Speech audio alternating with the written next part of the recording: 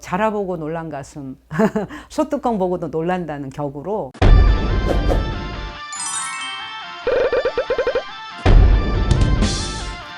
안녕하세요. 쿨닥터 강쌤. 오늘 세 번째 시간이 돌아왔네요. 반갑습니다.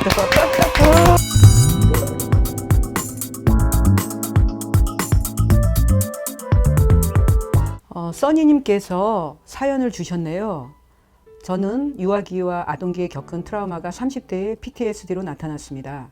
병원에서 PTSD로 진단을 받고 치료를 받았지만 효과가 없었습니다. 심리상담사 분들은 자신이 배운 노출 치료법 이외에는 다른 대안이 없어 저는 치료를 이어나갈 수 없었습니다.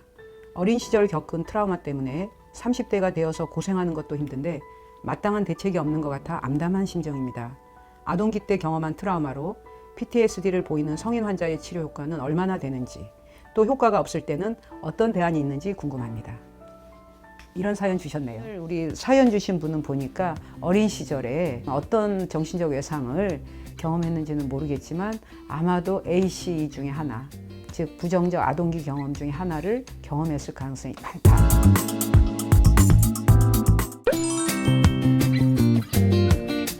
대체로 그렇다. 맞다고 생각합니다. 우리 특히 이성적인 뇌와 감정적인 뇌가 있거든요. 우리의 뇌 중에는. 근데 이 감정적인 뇌에 이제 압도당하는 건데, 우리 성인들이 갖고 있는 이성적인 뇌가 발달하면 이걸 조금 완충하고 보완하고 자기를 조절해 나갈 수 있는 힘들이 있을 텐데, 아동기 같은 경우 이성적인 뇌의 발달이 늦기 때문에 아동기 충격이 훨씬 더 성인기 충격보다도 더 문제가 될 수 있다. 저희가 최근에 미국에서 ACE 스터디라고 Adverse Childhood Experience, 그러니까 부정적 아동기 경험, 그러니까 어릴 때 부정적 경험을 했던 것이 성인기나 그 이후에 어떤 영향을 미치는가에 대한 광범위한 연구가 있었거든요. 아동기 부정적 경험을 경험했을 때 성인기에 와서 우리 정신적으로는 PTSD, 또 신체적인 질병이 유발되는 그런 경향성이 아주 높다는 연구 결과가 나왔어요. 근데 더 놀란 거는 우리 부정적 아동기 경험을 하는 사람들이 생각보다 굉장히 많다는 거죠. 부정적 아동기 경험의 대표적인 거 한 10가지가 되거든요. 그 중에 우리가 한 가지 이상을 경험한 사람들이 실제 연구 대상자의 한 70%가 우리가 대부분의, 그럼 70%는 거의 대부분이죠. 우리 많은 수가 어릴 때 부정적 아동기 경험을 실제 한다는 거고요.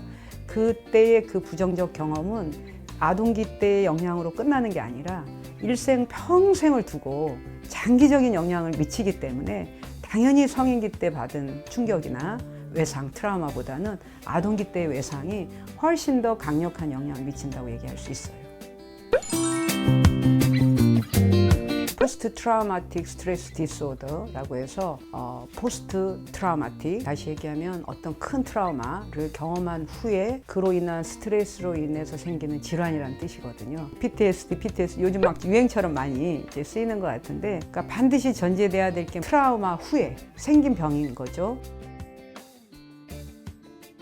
누구로부터 큰 폭력을 당했다든지, 교통사고를 경험한다든지, 성폭력을 당한다든지, 학대를 당한다든지, 끔찍한 걸 목격한다든지, 지진이라든지 풍이라든지 큰 자연재해를 경험한다든지, 붕괴 사고의 현장에 있었다든지 목격한다든지, 우리가 평상시에 경험하는 스트레스보다는 훨씬 강력한 형태의, 소위 멘붕이 올 정도의 강력한 스트레스를 우리가 흔히 트라우마라고 얘기를 하는 거예요. 강한 정신적인 외상을 받더라도 보통 한 달 정도의 기간 동안 모두가 급성 스트레스 반응을 통해서 그 상처를 나름 회복하는 자연 회복력이 작동해요. 우리 뇌에는 경보 시스템이 작용하는 거죠. 굉장히 우리 뇌가 각성 상태가 되고 잠도 잘 오지 않고, 또는 이 몸도 굉장히 경직되고 심장 박동도 빨라지고 불안하고 그런 압도된 두려움 같은 거에 휩싸여서 그걸 흔히 우리가 이제 재체험이라고 얘기하거든요. 그 상황이 계속 반복된다든지, 그게 너무 두려우니까 이제 회피하려고 한다든지, 예를 교통사고를 크게 경험하신 분들은 한참 동안 차 타는 것도 무섭고 찻길을 가는 것도 무섭고 자동차만 봐도 무섭고 이렇거든요. 아셨죠? 큰 충격을 경험하면 다 공통적으로 급성 스트레스성 반응을 하는데, 많은 사람들은 한 달 이내에 회복해요. 근데 회복하지 못하고 그 이후에도 계속 보일 때 저희가 그때 PTSD라고 얘기하는 거거든요. 여러 형태의 고통을 경험하는데요. 그때 저희가 지난 시간 얘기한 것처럼 안정화요법도 잘 해주고 또 심리학적 응급처치도 해주고 상당히 그 상처가 오래 안 가고 저절로 아물 가능성도 많습니다. 그 충격을 소화해내는 능력은 다 개인차가 있죠. 고민과 사연이 있으면 지금 영상 아래에 있는 링크로 보내주세요.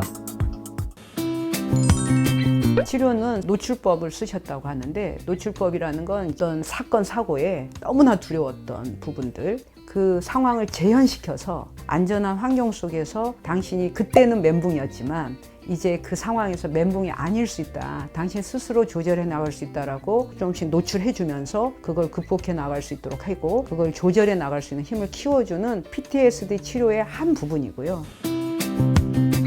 지금 제일 많이 쓰는 치료법은 어떻게 보면 EMDR이라든지 EMDR이 뭐냐면 그때의 고통스러웠던 생각, 어떤 감정, 어떤 느낌, 어떤 냄새를 생각할 때도 있어요. 부정적인 느낌과 생각과 감정을 완화시켜주고 희석시켜줄 수 있는 테크닉이에요. 빠른 안구 운동을 통해서 그 안 좋았던 나쁜 기억에 부착됐던 우리 안 좋은 생각들, 감정들, 느낌들을 해소해 줄 수 있는 좀 담담하고 편안하게 바라볼 수 있게 그 PTSD의 증세를 굉장히 완화시켜 줄 수 있는 그런 이제 치료법도 있고요. 약물 치료를 하기도 하고요.